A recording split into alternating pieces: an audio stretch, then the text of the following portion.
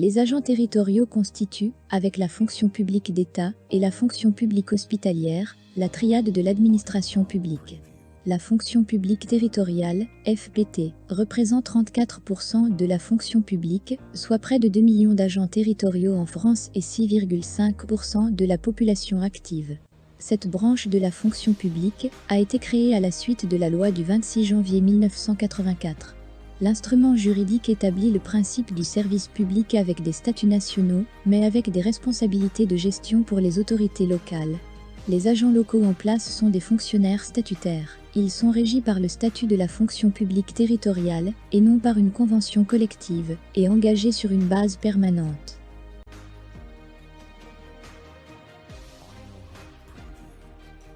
Les agents territoriaux sont des fonctionnaires qui travaillent pour 60% dans les communes, 4% dans les groupements intercommunaux, 13% dans les centres de gestion départementaux et interdépartementaux ou le Centre national de la fonction publique territoriale, 18% dans les départements et 5% dans les régions. Les qualifications et les compétences requises pour travailler en tant qu'agent territorial sont aussi diverses que les postes disponibles. La fonction publique territoriale regroupe environ 250 métiers. Pour répondre aux besoins des collectivités en matière de gestion des ressources humaines, une organisation a été faite par domaine de compétences, 8 filières ont été créées, regroupant des emplois d'une même famille. Chaque filière comprend des cadres d'emploi présentant des caractéristiques professionnelles communes. La filière administrative, la filière animation, la filière médico-sociale, la filière culturelle et artistique, la filière technique, la filière secours des sapeurs-pompiers, la filière sportive, la filière sécurité de la police municipale. La répartition des agents territoriaux dans chaque filière met en évidence une prédominance de la filière technique qui regroupe 44,3% des agents.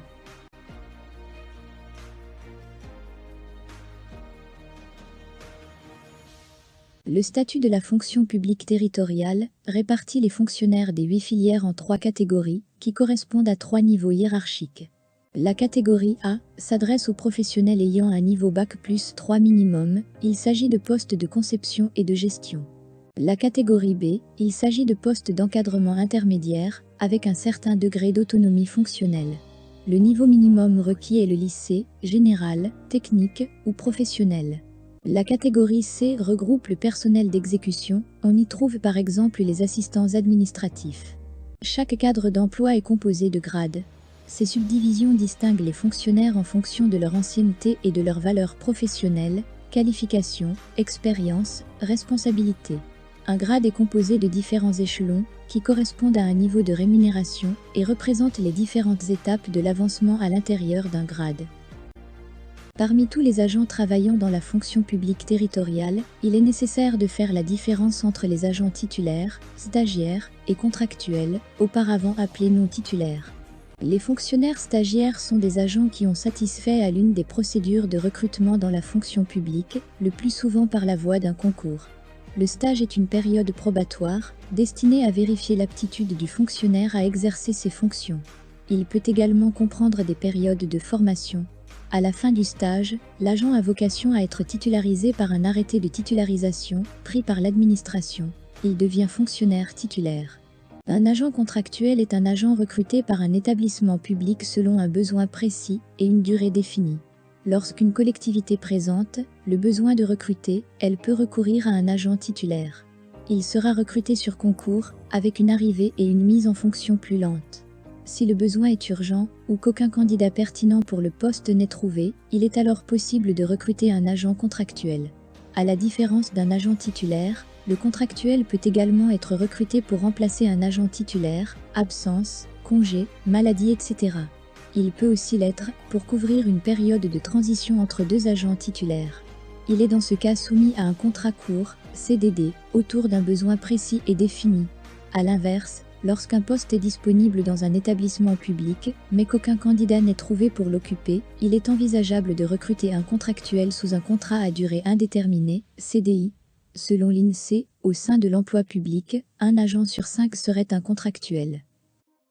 La pyramide des âges de la fonction publique territoriale montre que 45,3% des agents ont plus de 50 ans, contre 20% au 31 décembre 1992.